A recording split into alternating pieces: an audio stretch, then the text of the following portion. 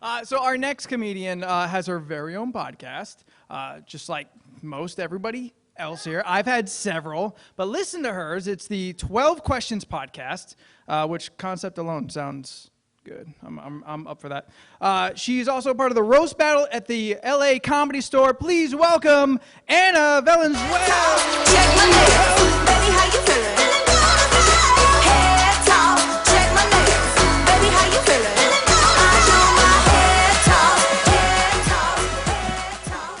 Oh, that's a good version of that song. He asked me, he was like, do you want the dance version or the one that you know? And I was like, whatever, it's fine. It's interesting everybody was talking about alcoholism and addiction. That's exactly what our last comic was talking about. I actually have 13 years clean and sober. This is a true thing. Thank you. I tricked you into clapping. It's beautiful. No, it's weird. I'm only 34, so that means I've spent my entire adult life without the aid of alcohol in social situations. Lovely lady in the cocktail dress over there, jaw hit the table. She was like, how do you even do it? Fantastic. And I got to tell you, I get a lot of weird questions about that. The question I get the most is, how do you have a one-night stand? Right. Well, I'm here to tell you, it's just like any other one-night stand, except for I'm going to remember what your super weird dick and balls look like for the rest of my goddamn life. That is it.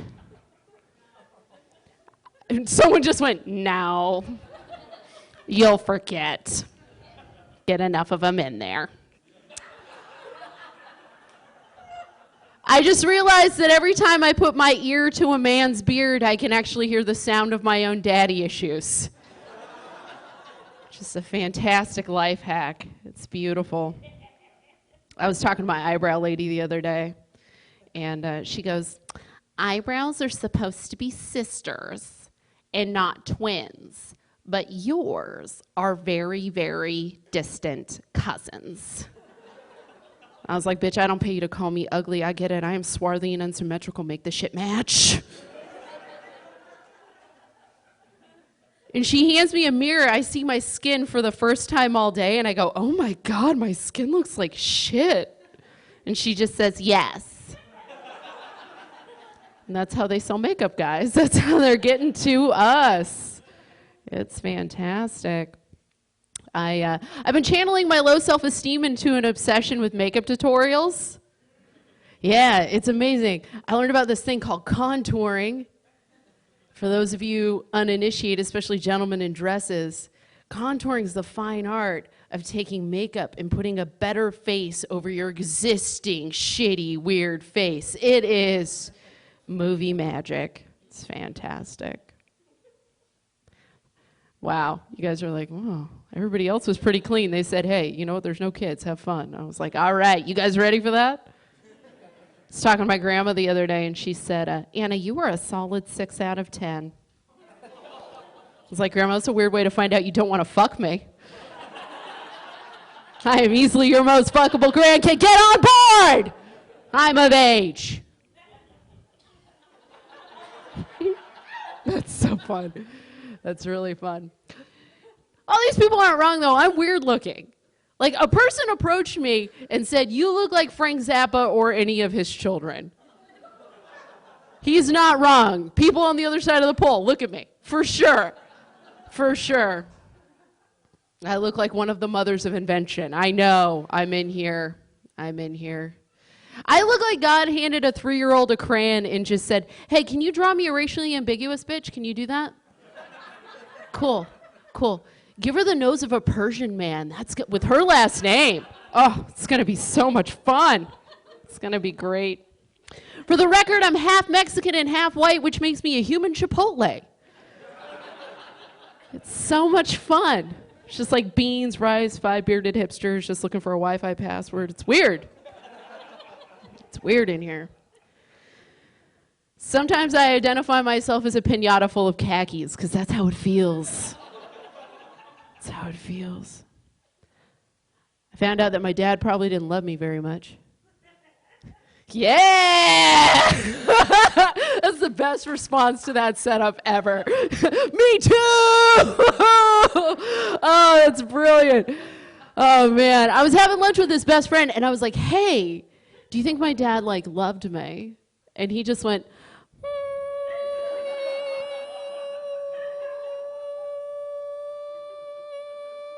do you want more coffee? How many lattes feels like love? Because I'll give them to you. It's fine. It's okay, guys. My dad loved shitty things. He really did. First and foremost, he loved my mom, and that bitch sucked.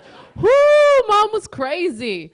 This is a true story. Once I was making out with my boyfriend on the couch, 15 years old, because I was classy, and just making out, and I hear my mom's car pull into the driveway, and then I hear a very loud crash and see my mom's car pull into the living room. I don't know if any of you were cock-block Kool-Aid Man style by your moms, but that was my childhood. She kicks open the car door wearing my mini skirt, by the way, looks at the hole in the house and says, "Fuck it, I always wanted a carport." I was like, damn, Mom, way to turn this DUI into DIY. Respect. Killing it. Killing it. You can imagine dating's a little weird for me with this fantastic background. It's pretty fun. I was actually in a relationship for 10 years. 10 years. And I was not ready for, like, the outside world. I really wasn't. I mostly wasn't ready for messages. The first message I got from a guy, he said, "I'm no weatherman, but I think you're in for a few inches tonight." Bro. Now we know that weathermen are always wrong. Always wrong. Also, buddy, here's the deal. You might want to do a rain dance and show up with a little bit more than that. I'm a woman in my 30s. In your 20s, your pussy needs a learner's permit. In your 30s, that's when you start fucking back. You know what I mean? Like, it's serious. I need some grown men showing up to that party. The first picture I got, oh no. It was like, there was too much flash. It looked like the dick had been kidnapped. It looked like Liam Neeson was after the dick. You know what I mean? It's crazy. And then same guy sent me a picture. I've never done this on a chair, so bear with me. If I don't die, we've all had a good night, okay? He sent me this picture entirely nude, okay, doing the following thing. I have so many questions. First, who took that picture? Like, is there a dude who's cool enough to come over and take a picture of you with your dick in the dirt for some girl on OkCupid? No. And ladies, would you have sex with a guy that sent you a picture that is halfway between Sexy Lowrider magazine and taking a shit in the forest? Would you? Because I did. That's exactly what I did. He had one job. One job. I've been dating younger guys recently because I can't get my shit together. This is true. I want to tell them the way they make me feel, but I know that the way that they make me feel isn't sexy to them. Like, there's no way to be like, damn, baby, you make me want to go out and buy new wrinkle cream. Yes. Do it. And there's no cooler thing to hear from a guy, because they're so easy to impress. They really are. It's so cool to hear something like, "Oh, damn, Miss Anna, you have silverware?" Yep, that's what I do. I totally have silverware and plates to go with it. It's crazy. Guys my own age, they're just no fun. They expect me to adhere to their 9-to-5 schedules, care about golf, and have all my teeth. I can't do that. I'm in here. It's crazy.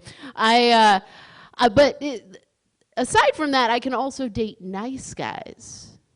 Yeah, nice guys. I've done a ton of therapy. I have that skill now. It's fun. It's lots of fun. Prior to that, I used to think that like wrapping your arms around someone you love just started at your neck. That's what I thought. I just bummed you guys out. No one else was fucked by monsters for a real long time, just me? It's okay. Okay. I messed up that punchline. It was my fault. I don't blame you. It's San Diego. You guys live your lives like it's summer camp all the time.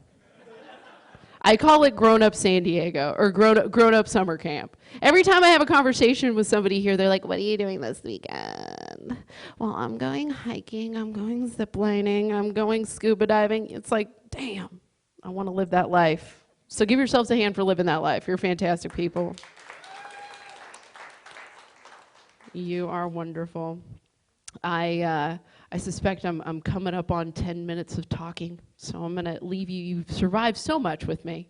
You really have. This has been a fantastic therapy session. I appreciate you. But I want to tell you a story, and it is dark. It's real. It's San Diego. I know you guys don't do dark real well because, you know, it's just titty cupcakes and zip lines. I get it. Who wants to know how horrible the rest of the world is? Beautiful here. But here's the thing, like, can you do this with me? Are you ready? Because it's going to be worth it. It's really going to be worth it. Are you ready? Okay. All right. Okay, here you go, kiddos. I went on a date with a guy, and I liked him a whole lot. And a month after the date, he died. Yeah. You are my spirit animal, lady in a fedora. I love you. And then I went on a date with another guy, and I liked him a whole lot. And 2 days after the date, he died. Yeah. Some of you have been ghosted. I've been fucking haunted. Okay. And then I was having sex with my ex-boyfriend because, you know, fuck everything. Might as well, they're dying. I might as well tie up a few loose ends. You know what I mean? Like, take out the trash. And he had a stroke. Yeah. And at first I was like, damn, I blew that motherfucker's mind. What? Oh, no. But then I was like, wait a minute. What if there's a pattern? Does my milkshake bring all the boys to the graveyard? Do I have some sort of X-Men rogue pussy superpower and I'm just taking fools out left and right? Is my Nuva ring like the ring and it's just like...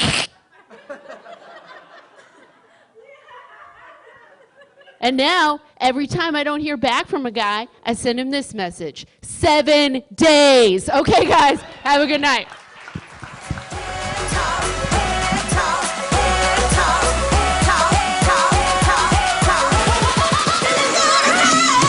Everybody give it up for the Black Widow.